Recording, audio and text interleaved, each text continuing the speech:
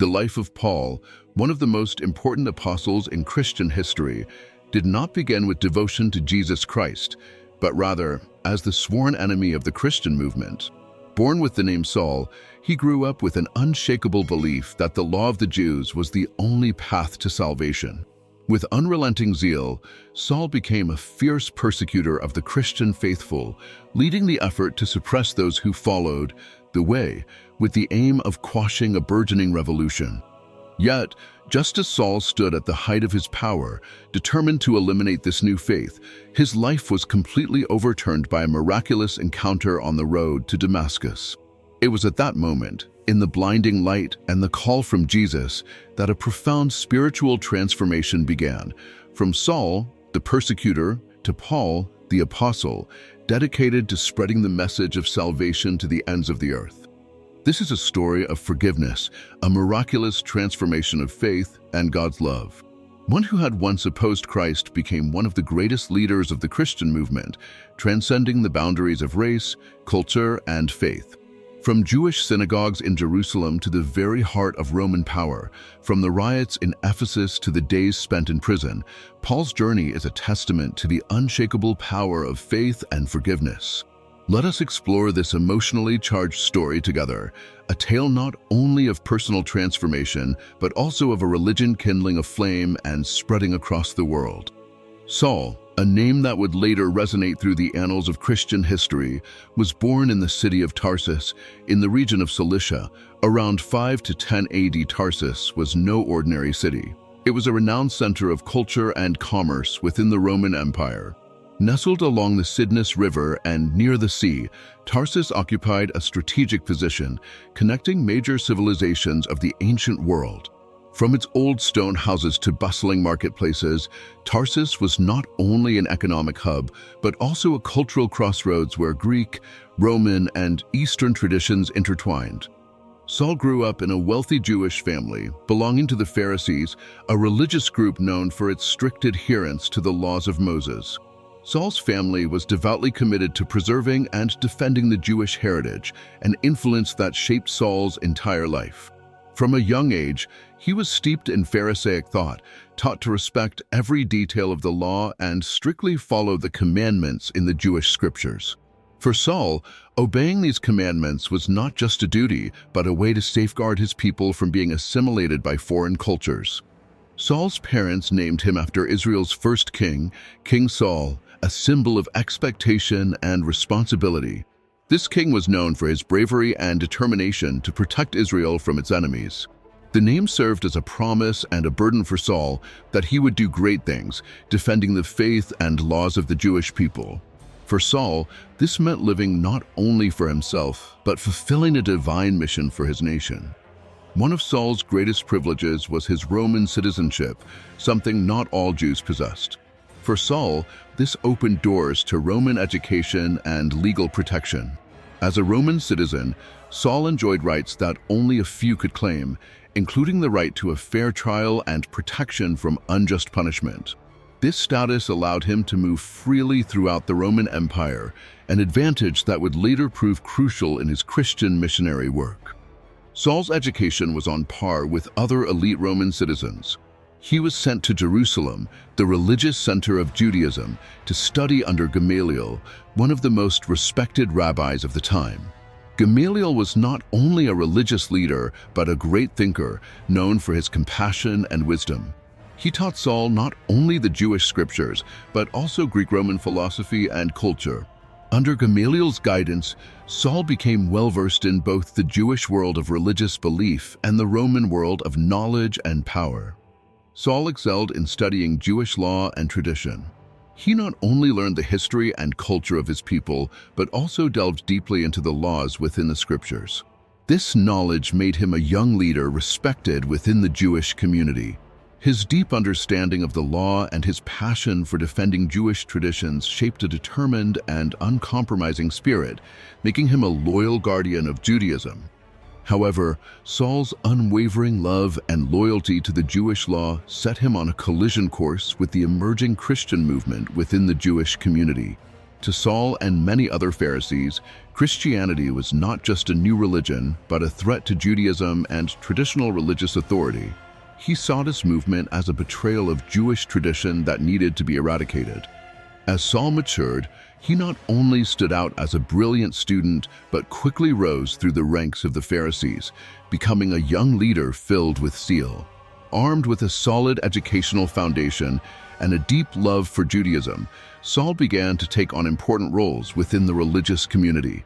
For him, defending Jewish tradition was a sacred responsibility, more important than anything else. During this time, the Christian movement began to spread rapidly among the Jewish community. The followers of Jesus called themselves the Way, and they declared that Jesus was the Messiah, the one sent to redeem mankind. This was a shocking claim for many Jews, including Saul. To Saul and the Pharisees, this proclamation was blasphemous.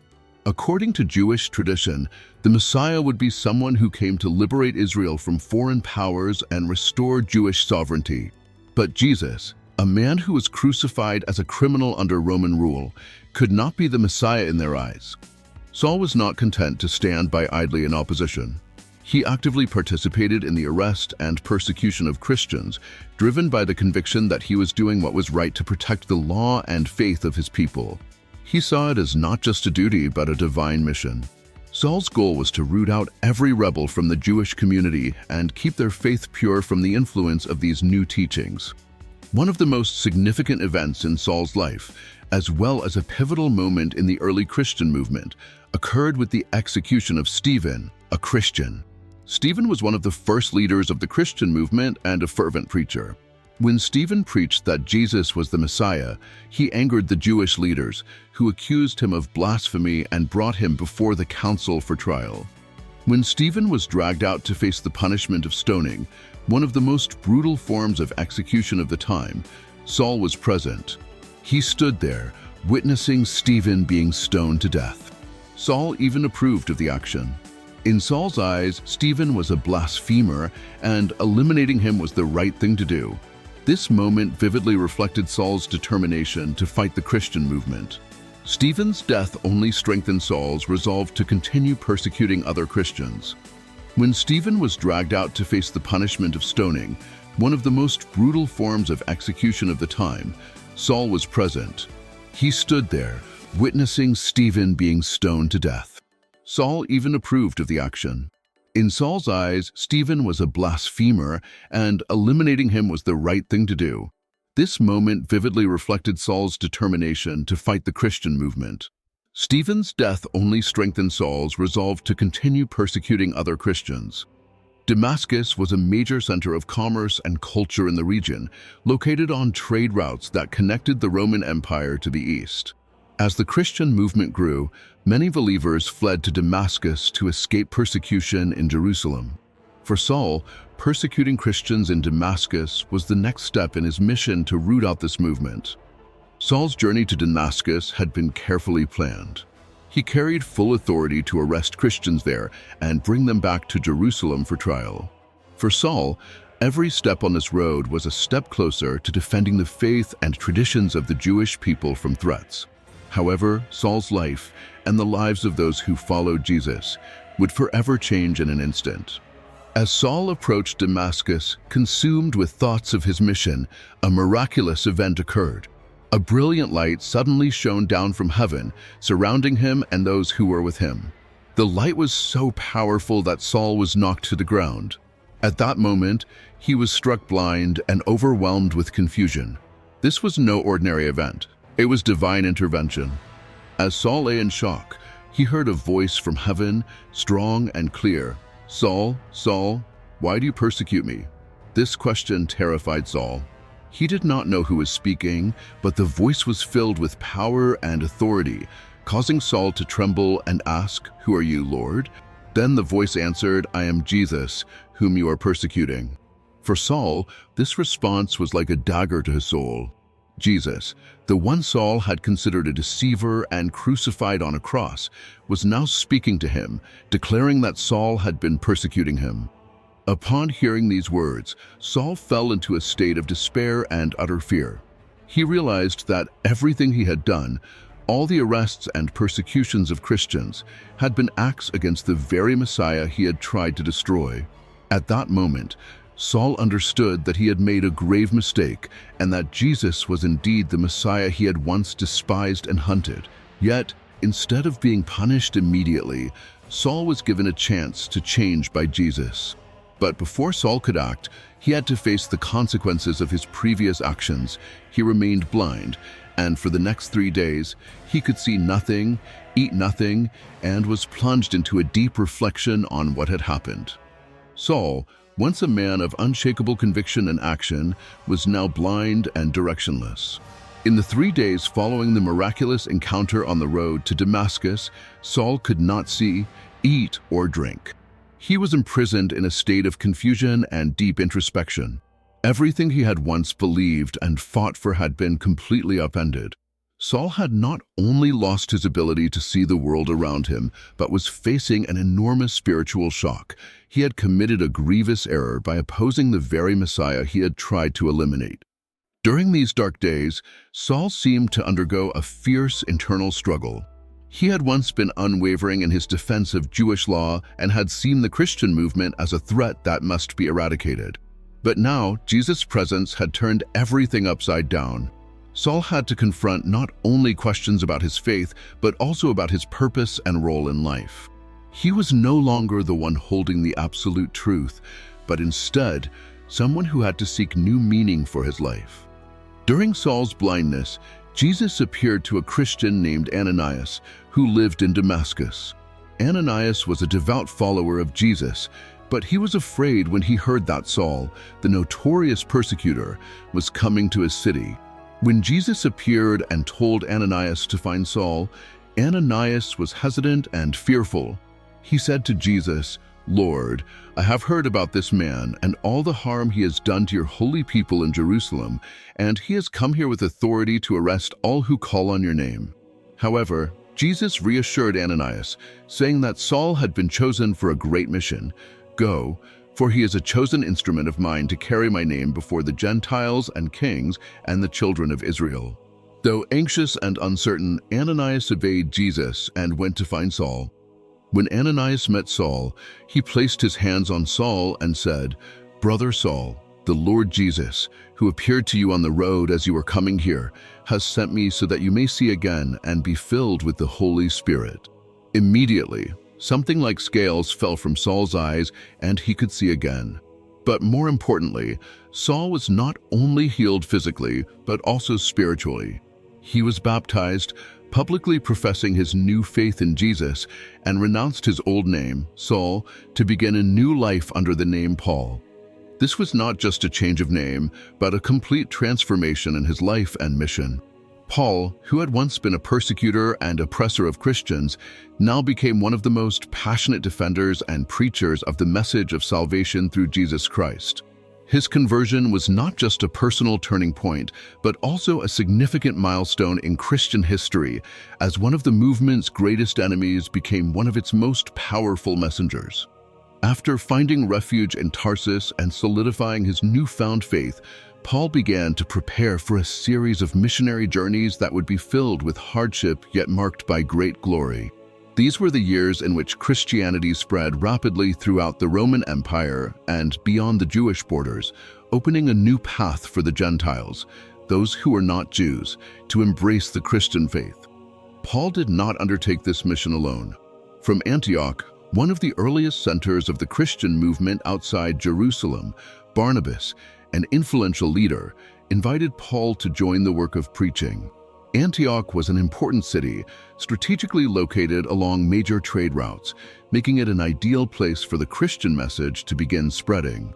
With the Christian community in Antioch growing rapidly, Paul and Barnabas were given the special task of taking the message of Jesus to other regions. Paul's first missionary journey began in Antioch and led him to various regions in Asia Minor. Accompanied by Barnabas and John Mark, a young assistant, Paul left Antioch and sailed to the island of Cyprus, where they began their missionary work. There, Paul encountered opposition from Elymas, a Jewish sorcerer who tried to prevent the local ruler from listening to Paul's message. However, filled with the Holy Spirit, Paul confronted Elymas, causing him to be temporarily blinded. This event not only solidified Paul's spiritual authority, but also convinced the ruler and many others to believe in Jesus. From Cyprus, Paul and his team traveled to other cities such as Perga, Antioch, in Pisidia, Iconium, Lystra, and Derbe. These were important cities in the region of Galatia, modern-day Turkey, and in each place Paul visited, he began by preaching in Jewish synagogues before extending his mission to the Gentiles. Paul's sermons consistently emphasized that salvation through Jesus was not only for the Jews, but also for all people, regardless of their ethnicity. However, the journey was not always smooth. In many cities, Paul faced strong opposition from Jews who rejected his message.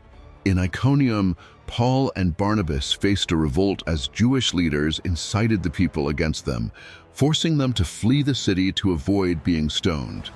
In Lystra, Paul faced a serious challenge when he was mistakenly worshipped as a god by the local people. After healing a crippled man, the people of Lystra believed that Paul and Barnabas were Greek gods in human form. They prepared to offer sacrifices to Paul, believing him to be the embodiment of the god Hermes, while Barnabas was seen as the god Zeus.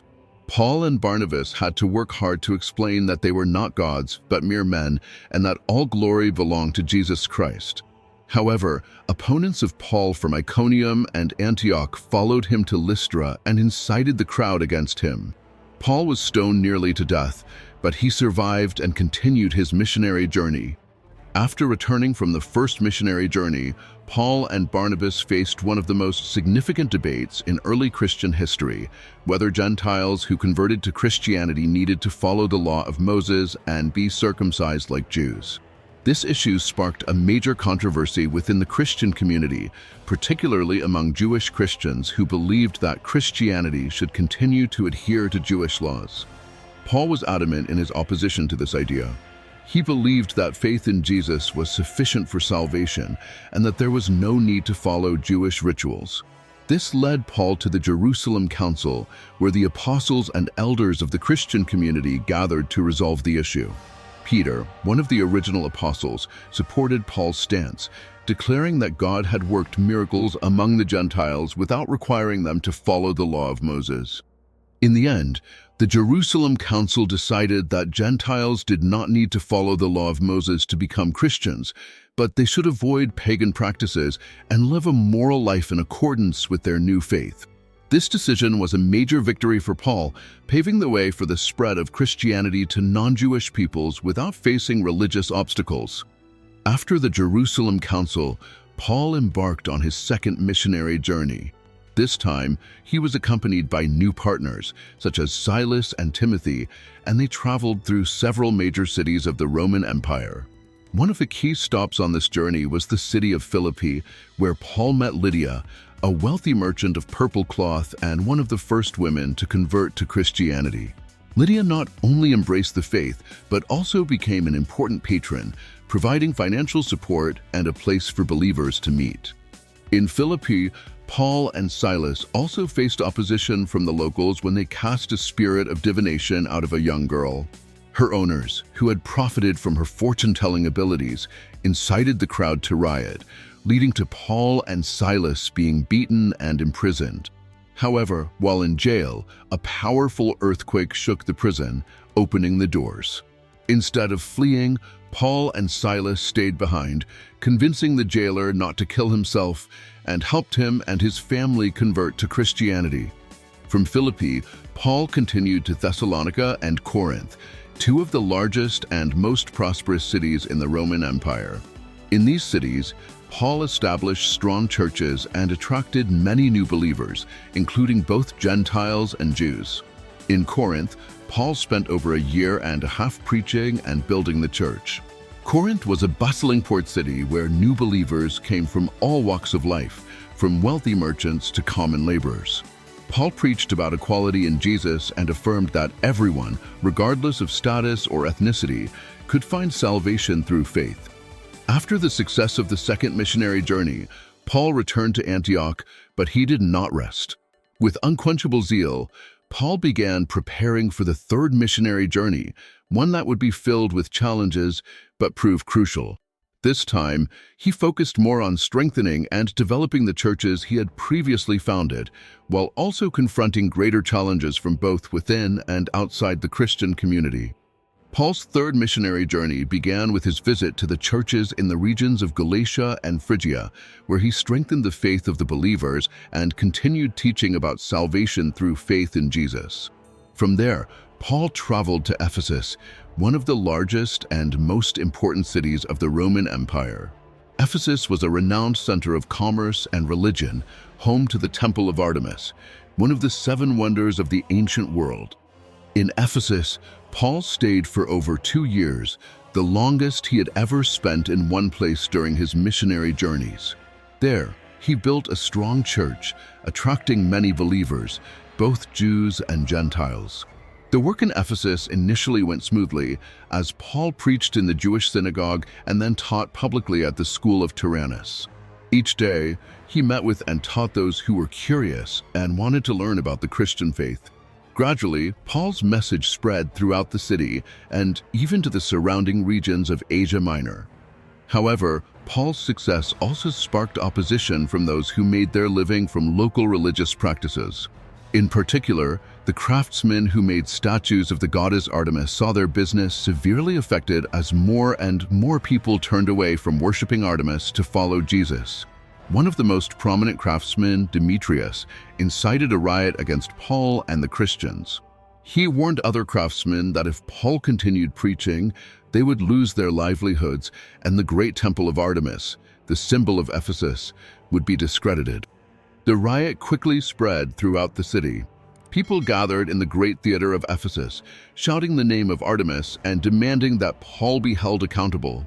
Paul wanted to face the crowd and defend his faith, but the Christians and local officials stopped him, fearing for his life. After the riot, Paul decided to leave Ephesus and continue his missionary work. From Ephesus, Paul traveled through Macedonia, visiting the churches in Philippi, Thessalonica, and Berea to strengthen the faith of the believers. He also returned to Corinth, a city where he had spent significant time during his previous journeys. During this time, Paul not only continued his preaching, but also wrote several important letters, including the epistles to the Corinthians, in which he addressed ethical issues and controversies within the church in Corinth. Paul's letters were not only words of advice, but also stern warnings, emphasizing that believers must live in accordance with their faith and avoid actions contrary to Christian teachings. Paul also had plans to travel to Spain, one of the farthest reaches of the Roman Empire, to expand his missionary work. However, he faced significant challenges along the way, particularly the growing opposition from Jewish leaders and other enemies of Christianity. As Paul concluded his third missionary journey, he decided to return to Jerusalem, carrying financial support from the Gentile churches to help the poor Christians there. However, Paul knew that returning to Jerusalem was a risky decision. He had received many warnings from believers and prophets that he would be arrested if he returned. But Paul believed it was God's will, and he was ready to face any challenge. When Paul arrived in Jerusalem, he met with the other apostles and reported on the successes of his missionary work. But shortly after arriving, Paul was arrested by Jews who opposed him. They accused him of inciting riots and desecrating the temple. An angry mob attempted to kill him, but Roman soldiers intervened, rescuing Paul and placing him under arrest. Paul faced numerous trials in Jerusalem, where he had to defend himself against his accusers. As a Roman citizen, Paul was eventually transferred to Caesarea, a major city on the Mediterranean coast, where he was imprisoned for 2 years while awaiting trial. During this time, Paul used the opportunity to continue preaching and defending his faith before political and religious leaders. He never wavered in his faith, despite facing persecution and false accusations. When all efforts to resolve the trial in Caesarea failed, Paul invoked his right as a Roman citizen to appeal to the emperor in Rome. This request meant that he would be transferred from Caesarea to Rome, the heart of the Roman Empire, to face a larger trial. The journey to Rome was one of the most challenging and dangerous legs of Paul's life. He and his companions were placed on a ship carrying prisoners and set sail for Italy. Along the way, they encountered a fierce storm that caused the ship to drift for many days at sea. In the face of imminent danger, Paul encouraged everyone on board, assuring them that God had promised they would not perish. And indeed, after many days adrift, the ship wrecked, but the entire crew and passengers survived, washing ashore on the island of Malta. While in Malta, Paul continued to perform miracles, healing many of the island's residents. After several months in Malta, Paul and the others were finally able to continue their journey to Rome. When Paul arrived in Rome, he was placed under house arrest, guarded by Roman soldiers, but he continued his missionary work. For 2 years, Paul welcomed believers and seekers of faith, preaching and writing letters to strengthen the churches throughout the empire. This period also saw Paul write his famous letters to the Philippians, Colossians, and Ephesians. During the reign of Emperor Nero, persecution of Christians intensified. Despite Paul's tireless efforts to spread the message of Jesus Christ, he was eventually brought to trial and sentenced to death.